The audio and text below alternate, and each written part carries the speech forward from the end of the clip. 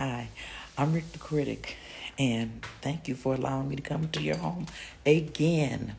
I'm starting a little early today, just a couple of minutes, because I got a lot of things I want to talk to you about. How was your week? Was everything good?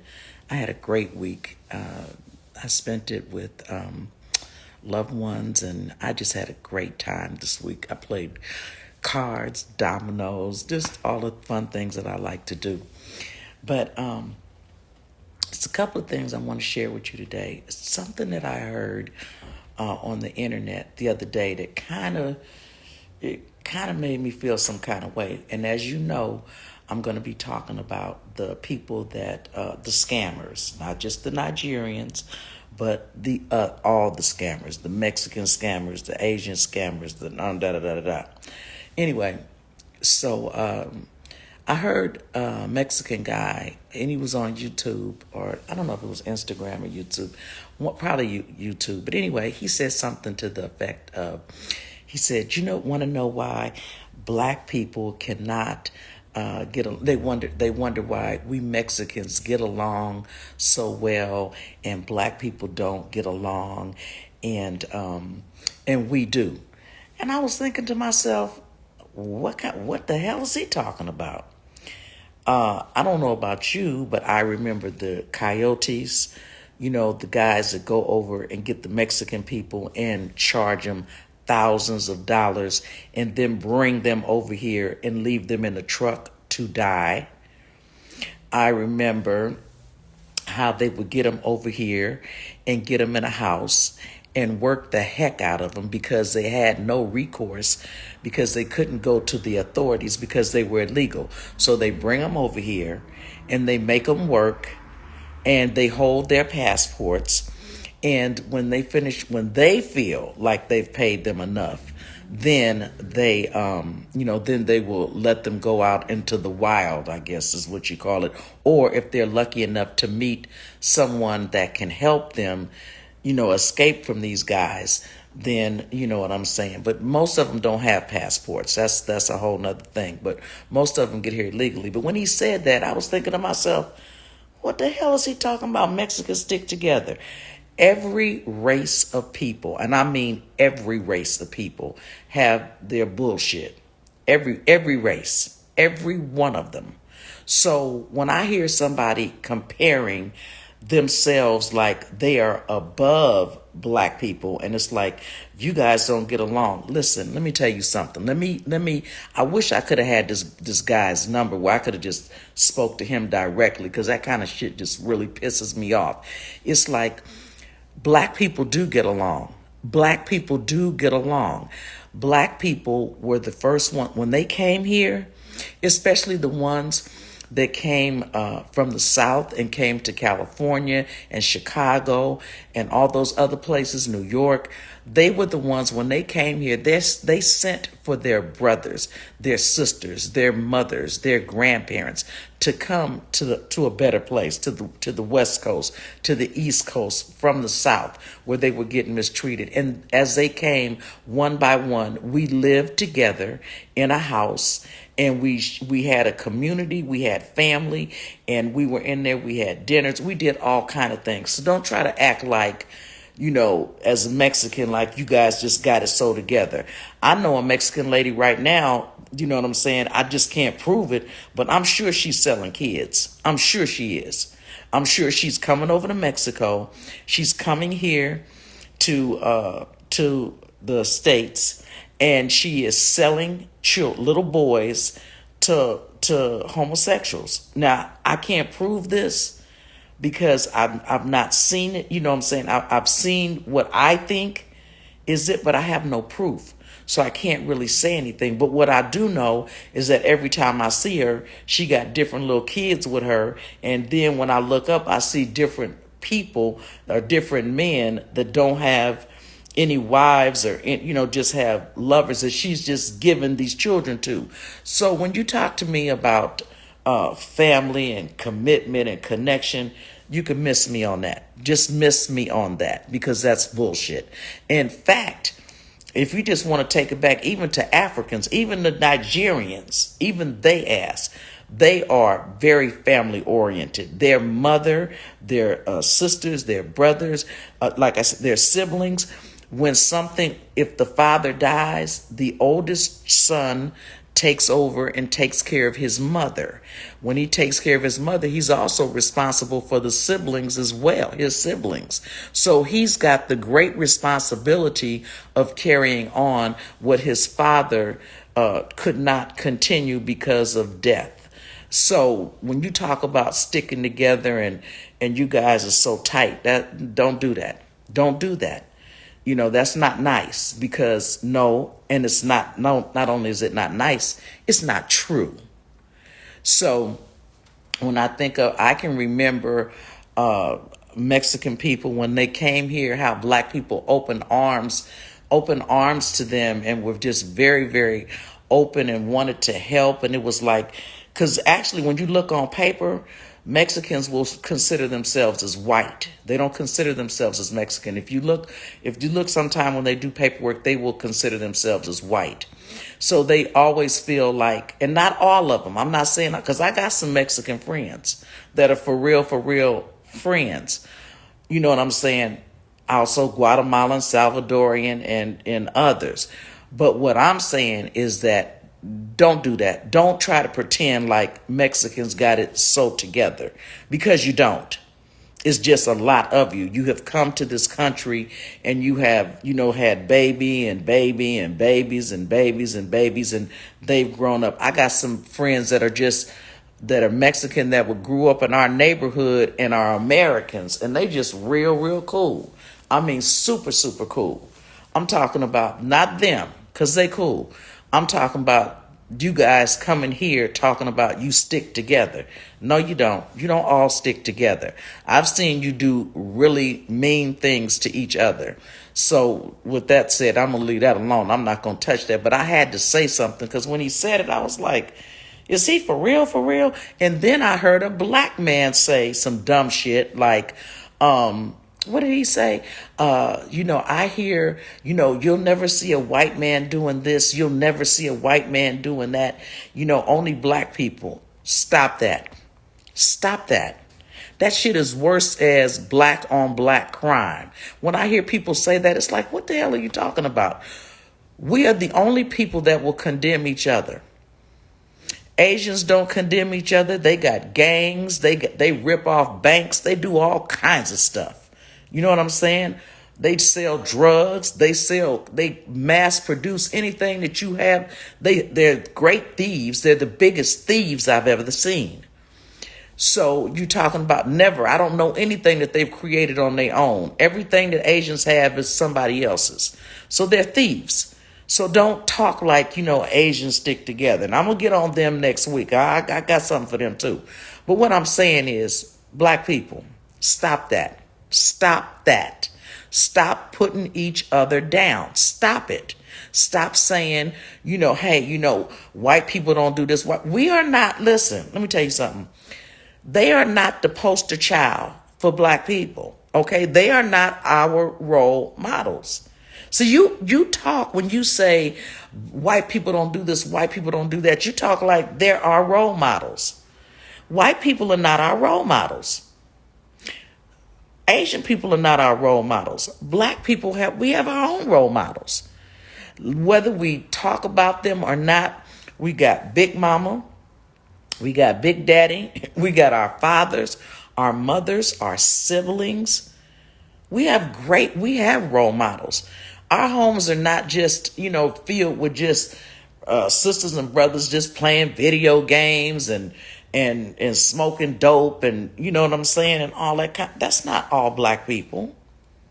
And I resent that when I hear other black people say, well, black people do this and black people, you don't know what all black people do. And you don't speak for all black people. So stop that.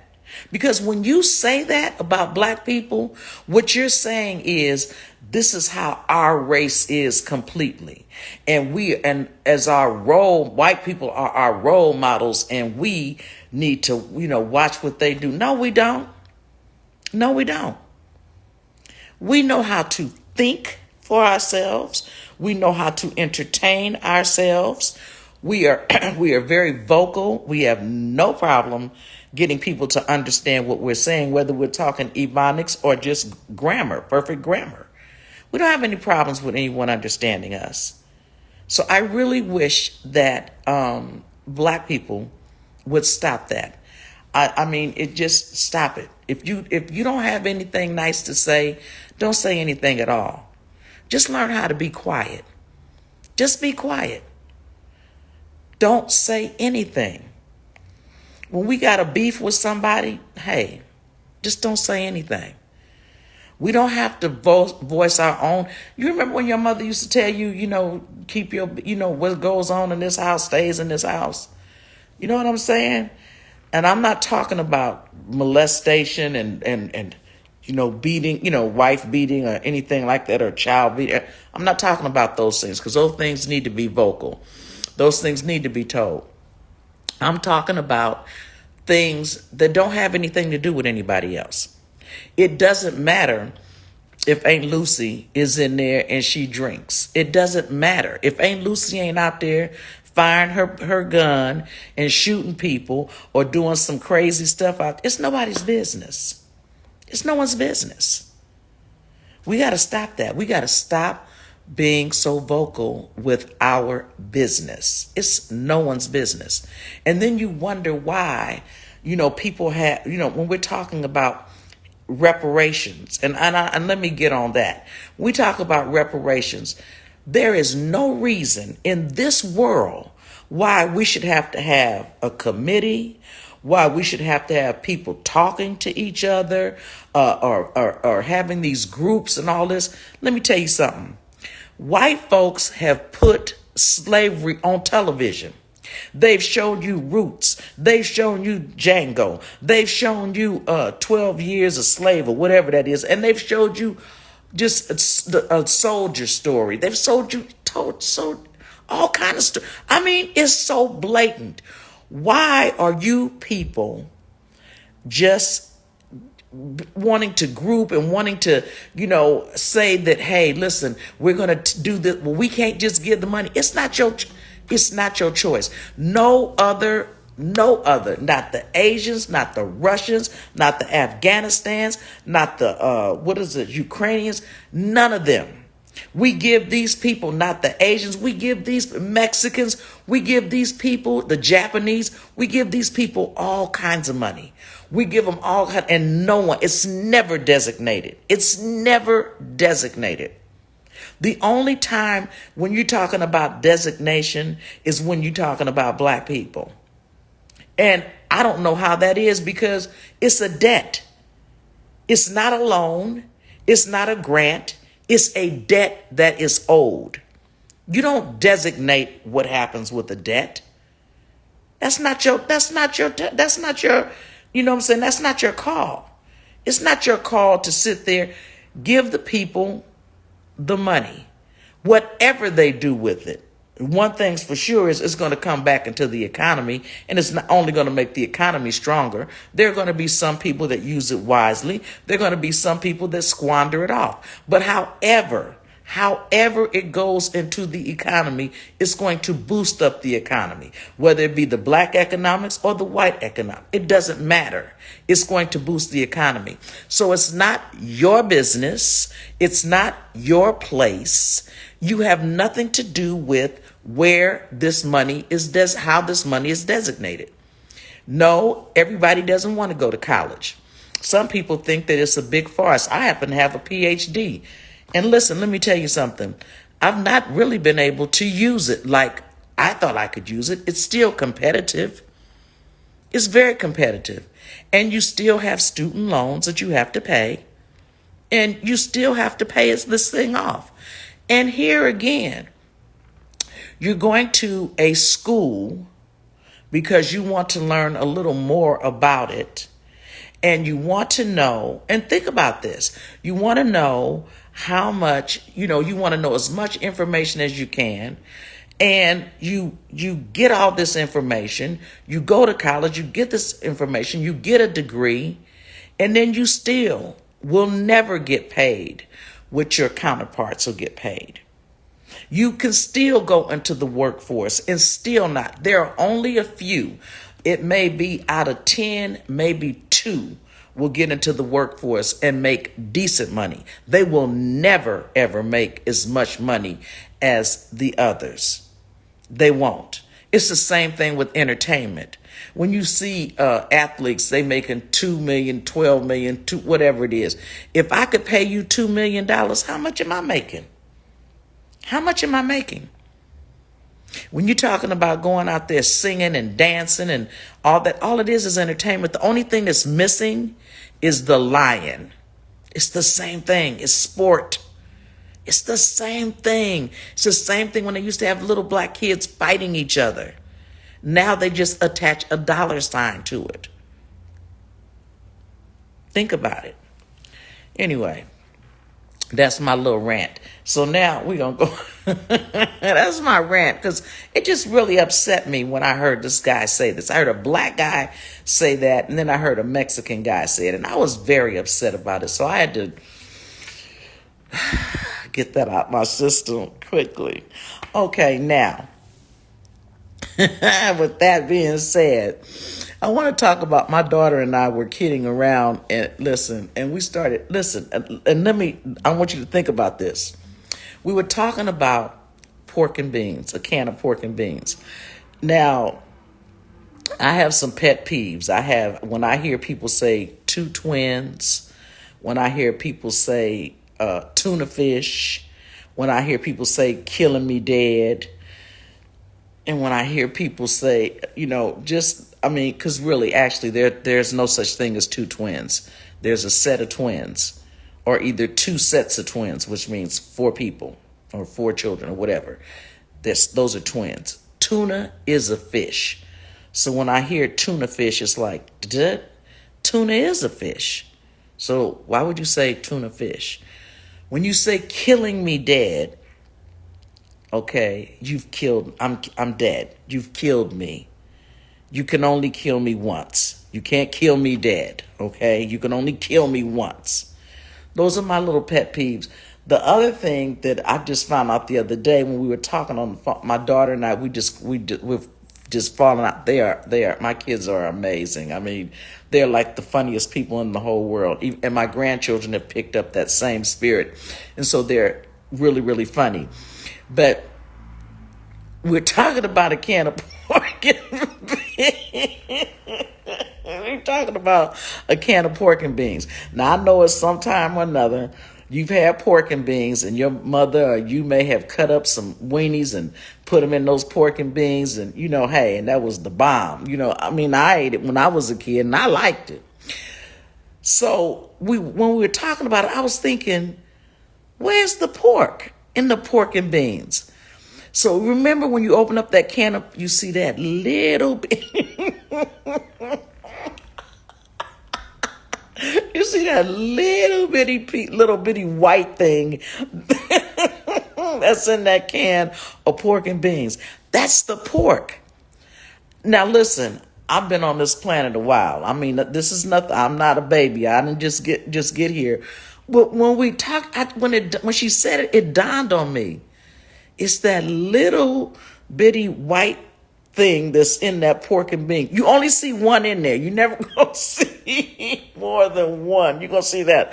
Look, think about it. When they say pork and beans, it's that little bitty white thing. And most people just see that white thing and just scoop it out and throw it in the trash. They don't even think about it as being pork. So I'm thinking that at one time, maybe many, many, many years ago, before they started canning things, I'm thinking now, this is just Riq.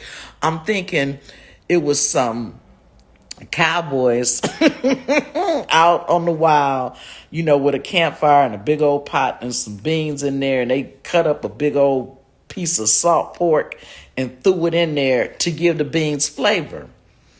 And that's what I'm thinking the pork and beans come from. But when I think about pork and beans, I have to laugh because it's like, where's the pork? Where is the pork? So you think about that. The next time you get a can of pork and beans and you cut up some weenies and you see that little white thing in there and you scoop it out and throw it in the trash because you don't even think of it as a piece of pork. It's just this little sliver of whatever it is. I don't even think it's pork. I don't know what the heck that is. But anyway, that little white thing, you just throw it away. But anyway, that's the pork because it says pork and beans. So just think about that. Think about that when you get your can of pork and beans, or you get real hungry and you cut up some weenies and have some pork and beans and weenies. You know what I'm saying? You want to go back in time, the nostalgia of pork and beans when you were a kid. Like, remember like when you used to take the bologna and the one with the red ring around it and you put it in the skillet and you fry it and it puffs up like this, up at the top, and then you flip that rascal over and you fry it kind of crispy. You know what I'm saying? I saw barbecue bologna. I saw barbecue bologna. I mean, on a menu, I saw barbecue bologna. I was like blown away because I was like, barbecue bologna, and apparently it was on the menu, so somebody buys it. That, and I also saw Kool-Aid on there, which took my mind. I don't like Kool-Aid. I never gave my children Kool-Aid. I remember as a child, we would have Kool-Aid, and then we had that. Then the pre-sweetened Kool-Aid came out, and you put that in your little pack. I'm telling my age and stuff now, but that's okay. And you put the little little pre-sweetened pack of Kool-Aid in there, and it's supposed to taste good, but it had this horrible, horrible aftertaste. And so, you didn't mess with the pre-sweetened, you just deal with the Kool-Aid. So you got to get about a 5-pound bag of sugar, and you put about a pound of sugar in the Kool-Aid and stir it on up. And when you know what I'm saying, and it'll mix up in there. If it's too much when you drink it, you have all that sugar at the bottom of the cup, but it's Kool-Aid. But I saw Kool-Aid on the menu. I was in Las Vegas. I saw Kool-Aid on the menu. And in Los Angeles, I saw barbecue bologna, and I saw barbecue bologna in the South. Yes, I did. Yes, I did. Barbecue bologna in the South and that. But anyway, so that's my little trigger. I was laughing today because I was just thinking, it's such a nice day today. I didn't get a chance to really, like get out and, move around and stuff, but I could tell that it was a nice day. Today I just kind of rested because, like I said, I just had a good time with family. I don't celebrate Thanksgiving, and my family doesn't celebrate it either. We don't celebrate holidays. We celebrate birthdays because that's a day of life. And birthdays are important because that's a new year for you. You'll never get that year back. You know what I'm saying? Whatever year you're coming out of, you can never go back to that year. You have to always move forward. So it's a new year. And so when I celebrate, I always tell my children Happy New Year. And that's how I celebrate it with the birthdays. So birthdays are very, very special.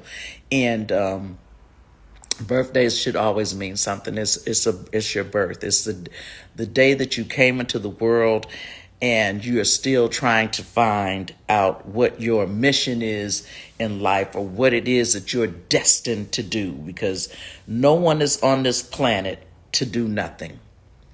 Everyone is here to leave a mark. Some people have died before leaving their mark, and some people have not. Some people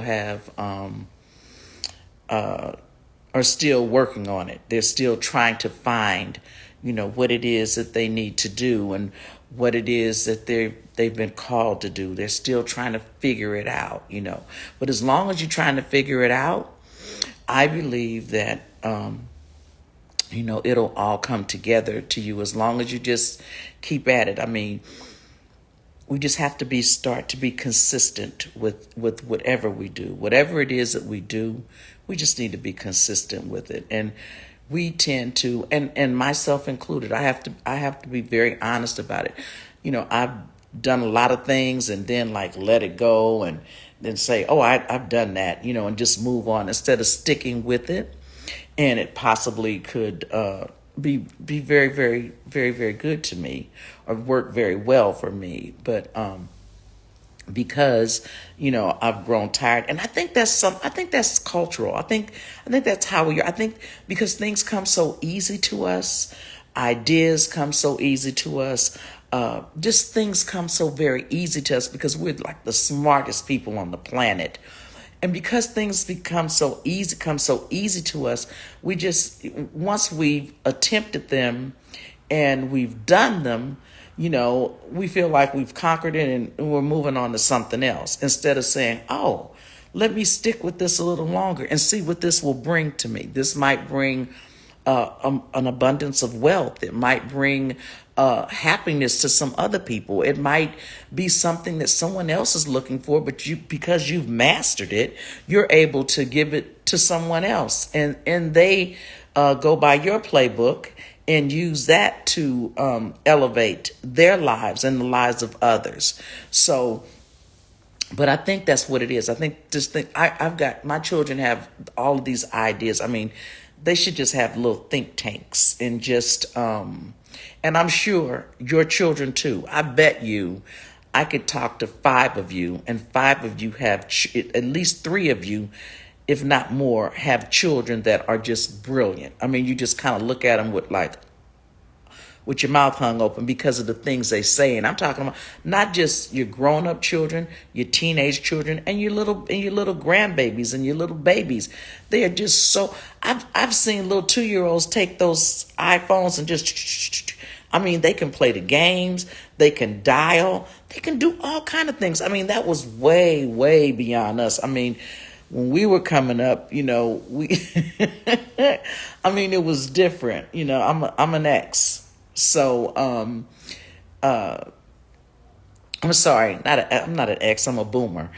And so because I'm a boomer, I have Generation Xers. And so they, you know what I'm saying? They're very different from boomers. But I saw another thing where a guy was talking about Generation Xers, and he was saying that they took a little from us and a little from millennials, and they've got the best of 2 worlds. And I think we've got like some of the smartest people on the planet when we think of our Generation Xers. I mean, they're computer savvy, and they also know how to type and how to write.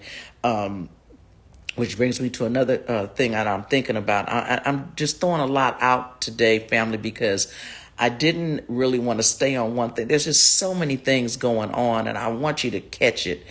The children, I saw where they stopped. They're not allowed to. They don't do cursive writing anymore.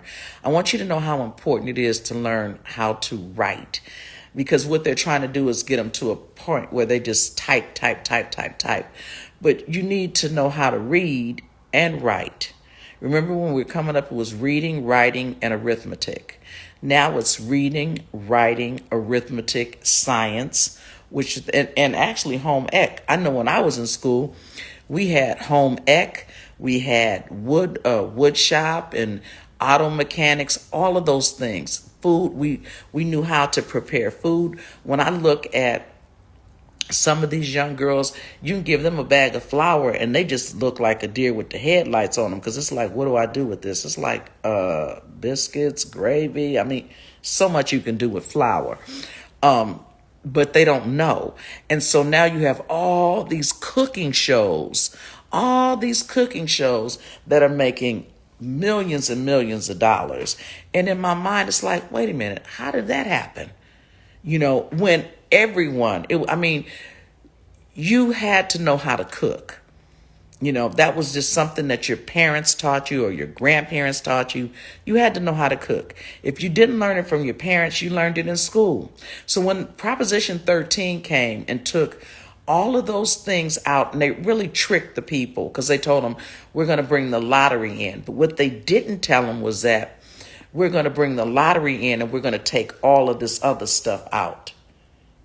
they made the people think that, hey, you're going to have Proposition 13 along with the other things, and that wasn't true. So we lost a lot of that. So our children, are not, some of them are learning how to cook because they come from families that cook, and the families that do know how to cook, they're not going to allow the children not to learn how to cook if they do nothing but just stand up on a chair and watch them. But I look at YouTube, they got little children doing cooking and going to cooking school and having cooking competitions and all those kind of things. Those things were very natural in our homes, and now they've become competitions. They're this big huge thing on YouTube that's sponsored, and it's just a real big to do when it's just cooking. That's all it is. It's cooking. You can put your 2-year-old. My granddaughter can, and my daughter, they can put their 2-year-old on a chair and sit there and blend stuff together and take a spoon, and that baby can sit there just like they can do a telephone or a computer. That baby can sit there at 2 and learn everything that you talk about, watch everything that you do, and come back and emulate that. They can do that. They have the ability to do that. The children are born so incredibly smart. I mean, just beyond. I mean, you just kind of look at them and it's like you're in awe because they're so smart. Anyway, I'm just, I mean, I had a good time, and I hope that you didn't spend any money for Thanksgiving. I hope you just cooked some spaghetti or made some tacos, just cook what was in your refrigerator. We have got to learn how to start recycling our money and how to start holding our dollars. We're gonna be going or coming into some really, really, really, really tough times. It's already tough times now. When gas is like $5 and $6, I can't imagine what it's like in New York, but I'm sure in California it's $5 or $6. In the South, it's like $3, $4. That's quite a bit when you're talking about starting from $1.29 to that. So with all of this going on, we're going to have to start looking at where our dollars go. When we spend $1, we got to know that dollar is going to bring back $2 or $4 or $6 or $8. You know what I'm saying? We can no longer have the luxury of just throwing money out the window. We can't do that anymore. I've seen some little, and you guys got to check it out too. I've seen some equipment on YouTube where you can do your own nails, and I mean, this thing, you just stick your finger. It's in Japan. You just stick your finger in there, and it just does everything. And you take it out, and your nails are done. It might be worth it to invest in a few dollars and get that machine, because here's what can happen with that machine. You can get that machine, and you can make that machine make money for you. You can use it, and it can also make money for you. We can no longer afford to take our money and spend it with people that will not bring it and put it back into our system, our economic system. And they're not doing that. They're not. When we will spend money with everyone. I mean, and Christmas is coming up for some of you, and I'm almost certain that it's gonna be a time when you guys gonna go broke. You just gonna. I hope not. I hope that. And I heard somebody, and Tariq Nasheed is not. He's not one of my favorite people, but he's not one of my worst people. I'm just kind of feeling like, he can do more, and he will. I'm just believing that he will, but that's all I got to say about the brother. But what he did do was he brought up a really interesting thing. He said, for Christmas, or as they call Christmas, instead of buying gifts, buy a book. Buy a book for your children, your grandchildren, your great-grandchildren, your nieces, your nephews, uncles, and buy a book. Knowledge is power. So this year, I'm saying Dr. Claude Anderson's got some great books on economics. I mean, great books. Not just him. There are others that have great, great books on economics. And we just need to make that, one of our gifts to people that we love. And they got to read it. Now, if they're not going to read it, don't buy them whatever they're going to read. If they're not going to read white power, black economics, or they're not going to read the books, then don't give them that, but give them a book. If they like comics, give them a comic book. If they like, romance or novels, give them what they're going to read.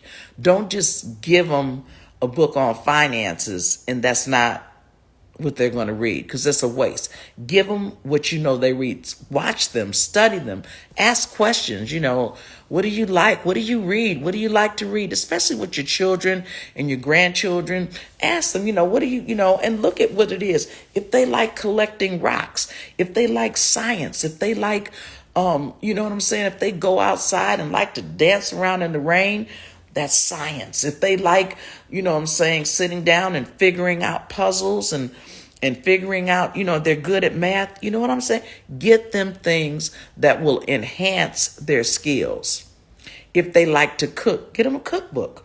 They've got some great cookbooks. I saw a cookbook called Grandma's Pots or something, Grandma's Black Book, or I can't remember the title, but I bought the book. It was a cookbook and I bought it. I'm not big on cooking, but my granddaughter is, my daughter is, they like to cook, so that will be my gift for them for Christmas. You know what I'm saying? And I shouldn't say Christmas, not because we're not celebrating Christmas, but that's going to be a book that I'm going to give to them. Period.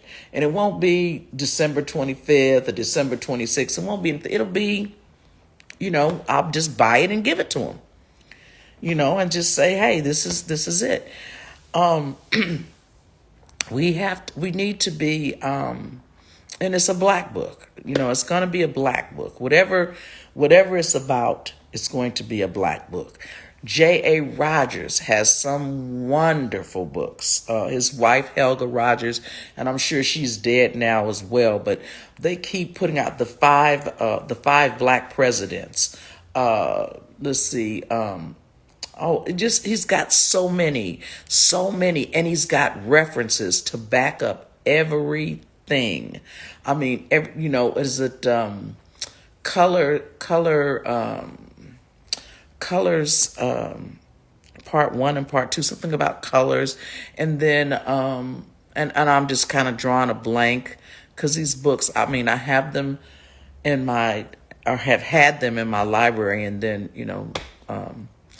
somebody just takes one, borrows one, and all that. I don't lend out books anymore because they never come back. But anyway, J.A. Rogers has some wonderful books. But there's just some great authors out there that have anything that you want to talk about. Anything. I don't care if it's cooking, cleaning. Well, I don't care what it is.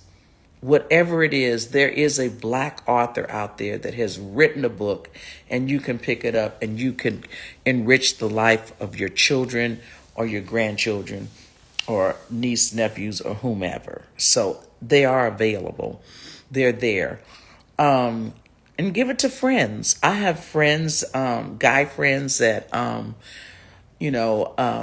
there's some books that I'm thinking about that, that they might enjoy reading.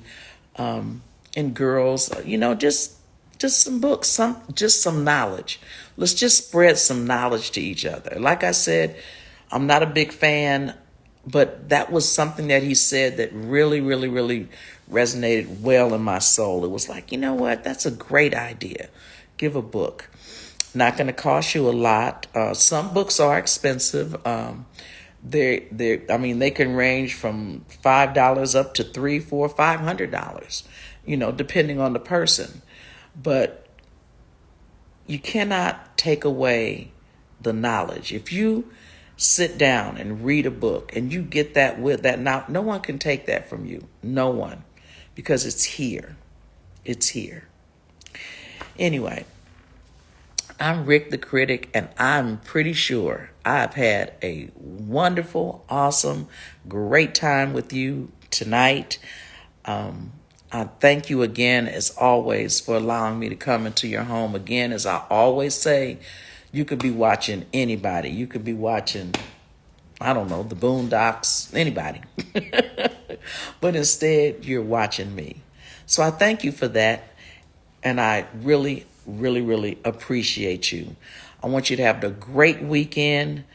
Enjoy your weekend. And my Gigi, he says stuff like he watches this Tab Time. And oh my God, she always talks about it's something that she says, I could never get the phrase right, but it's like, if you're not having a good day, don't go messing up anybody else's. I think that's a great saying. And I think it's a great thing to teach the children. So if you got little kids, let them watch Tab Time. She's got some great little things that she says that really make a lot of sense. You know what I mean? Anyway, thank you again for allowing me to come into your home. I'm Riq the Critic. Good night, and I'll talk to you later.